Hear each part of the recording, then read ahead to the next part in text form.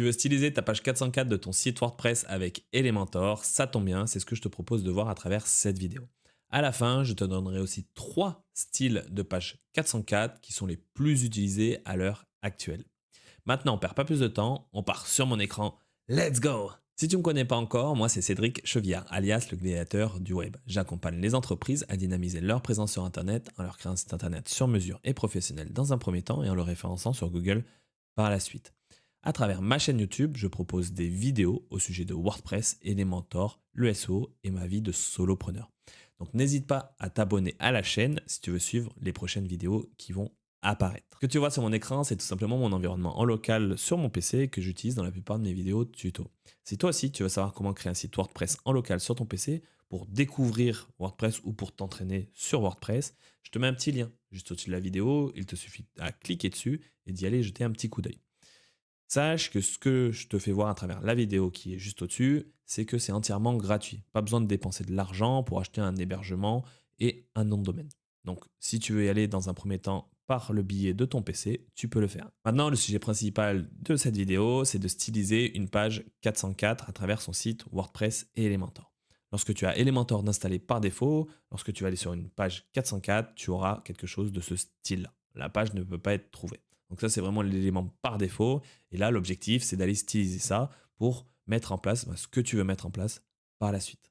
Et donc, pour accéder au template ou pour pouvoir construire ta page 404, il faut aller sur l'admin WordPress. Une fois que tu es connecté à ton site WordPress, il faut aller dans Modèle et Constructeur de thème. Ici, tu vas retrouver donc les différents éléments que tu auras déjà créés auparavant, potentiellement.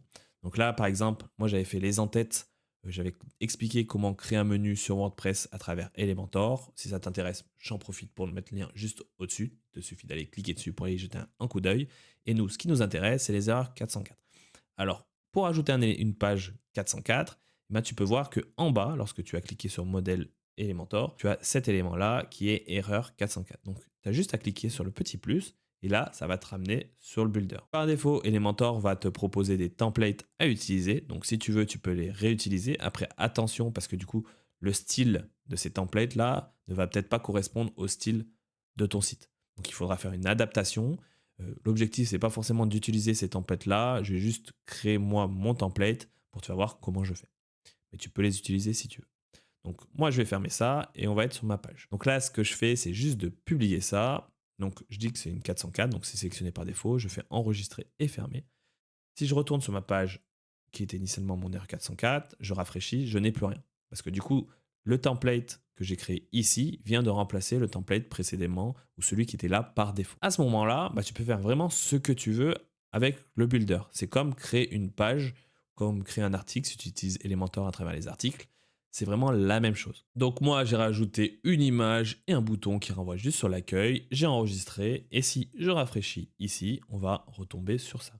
Si je clique sur mon bouton, ça va me renvoyer sur ma page d'accueil. Et après, si je reviens sur ma page 404, donc une page qui n'existe pas, et ben ça va m'envoyer vers mon style 404. Donc à ce moment-là, j'ai déjà constitué ou j'ai déjà créé ma page Elementor.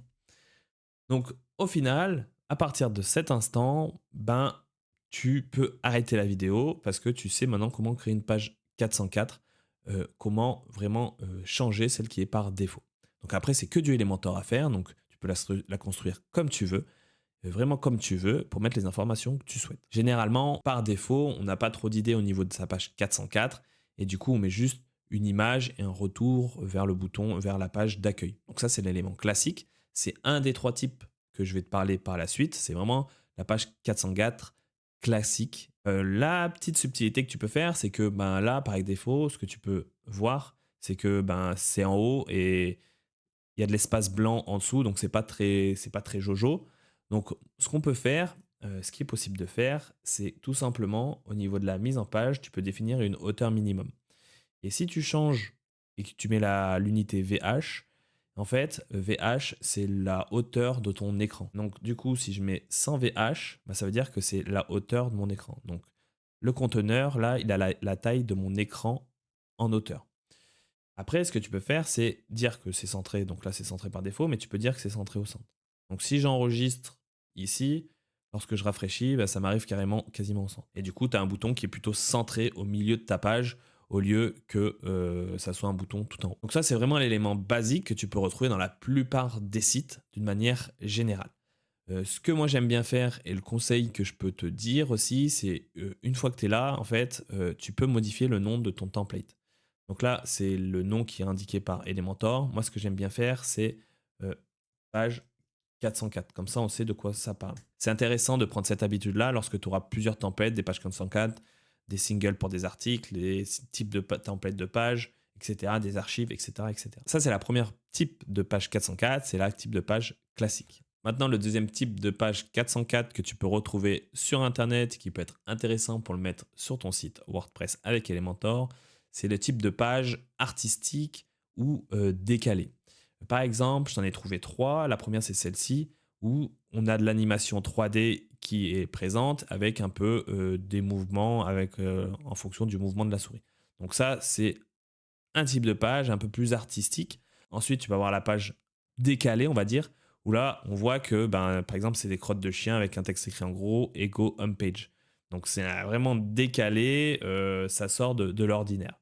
Et le troisième qui est intéressant, et donc là c'est beaucoup plus difficile à mettre en place, ça demandera du code, c'est par exemple de rajouter des animations. Généralement, en fait, la page 404, c'est un peu la page vraiment fun ou pas qu'on a envie de mettre en place sur son site WordPress. Après, ça demande du temps, donc c'est toujours la question, est-ce qu'on utilise de son temps pour mettre ça en place ou non? Moi, généralement, je vais plus au classique, mais je voulais te parler de cet élément-là, ce style-là, si toi aussi tu veux le mettre en place. Après, là, je t'ai montré des éléments où ça va demander certainement du code pour mettre en place, mais tu peux, par exemple, tout simplement rajouter des gifs un peu décalés qui rajouteraient une touche d'humour sur ta page 404. Et maintenant, le troisième et dernier type de page 404 sur Internet que tu peux retrouver et qui est pour moi le plus intéressant, c'est celui informationnel ou redirectionnel. En gros, pour faire simple, à travers ta page 404, tu vas mettre en avant tes différents éléments que tu aimerais que l'utilisateur aille y jeter un coup d'œil. Ça peut être tes services, ça peut être tes dernières actualités, ça peut être tout simplement de la prise de contact avec toi. Par exemple, si on va sur mon site internet et qu'on tombe sur une page 404, alors moi j'ai fait essayer de faire un mixte entre le décalé d'avant et celui informationnel, redirectionnel que je te parle. Pour faire simple, j'ai fait une petite accroche au début où c'est un peu sur le ton décalé, humoristique. Et ensuite, si tu scrolles vers le bas, tu vas retrouver les deux principaux services que j'ai envie de mettre en avant. Et également d'autres choses comme mon expertise Elementor ou les modèles Elementor que je propose gratuitement. Et ensuite, si tu descends, tu peux aussi prendre contact ou prendre rendez-vous. Donc l'idée, c'est en fait de mettre vraiment en avant les éléments que tu souhaites que l'utilisateur aille. Pour moi, c'est toujours intéressant de mettre la notion de prise de contact en bas, parce qu'on ne sait jamais si par exemple tu avais un article de blog qui avait de bonnes informations et pour X ou Y raison, tu as décidé de le supprimer, et bien potentiellement l'utilisateur avait enregistré ta page et lorsqu'il va retourner dessus pour le relire ou en savoir plus, ça va tomber sur une page 404. Et donc potentiellement, il peut prendre contact avec toi pour dire j'avais vu votre article, ça m'a super intéressé, j'aimerais en savoir plus, etc., etc. Donc ça laisse la place à une prise de contact potentiellement. Donc ça, c'est super intéressant de l'avoir. Donc si pour moi, tu me poses la question de comment je construis ma page 404, et ben pour moi, c'est rajouter une petite touche d'ironie ou un élément décalé au début. Là, j'ai choisi mon image, celle-ci, mais ça pourrait être aussi tout simplement un GIF. Puis en dessous, tu vas mettre tes services et après tes articles de blog si tu en as pour que l'utilisateur potentiellement il aille cliquer dessus et à la fin tu laisses l'opportunité de prendre rendez-vous. Pas besoin de faire quelque chose de complexe, vraiment va à l'essentiel, mets-y ce que tu as envie d'y mettre sans surcharger un max cette page quoi. Et voilà, on arrive à la fin de la vidéo, donc c'est une vidéo courte cette fois-ci. Pour rappel, je t'ai montré comment créer une page 404 sur Elementor pour changer celle qui est par défaut. Et je t'ai aussi parlé des trois classiques, trois types de pages 404 que tu peux retrouver. Donc, pour rappel, c'est la classique, où c'est juste un bouton vers un retour vers la page d'accueil avec une image potentiellement. Ça peut être donc la décalée ou la artistique, donc c'est la même. Là, tu vas rajouter quelque chose de beaucoup plus stylé, qui un peu pète à l'œil. Et la troisième, celle qui est pour moi la plus intéressante, c'est la redirectionnelle informationnelle, où là justement, bah, tu fais un petit mix avec un petit élément accrocheur pour attirer l'attention, et après tu mets tes différents liens les plus intéressants. Je suis pas rentré dans les détails pour construire une page 404 parce qu'au final, en fait, c'est vraiment comme construire une page à travers Elementor. C'est vraiment à toi de choisir ce que tu as envie d'y mettre. Moi, je t'ai juste conseillé sur bah, comment moi je structure mes pages dans l'idéal, mes pages 404.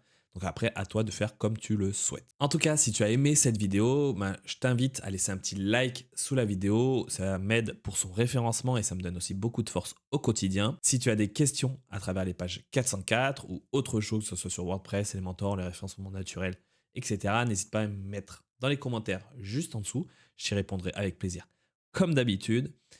Et si tu veux suivre aussi mes prochaines vidéos, je t'invite à t'abonner à la chaîne pour être notifié tout simplement lorsque mes nouvelles vidéos vont sortir. Pour rappel, c'est tous les mercredis à 17h30. Sinon, bah, je te dis à bientôt pour une nouvelle vidéo. Ciao, bye bye.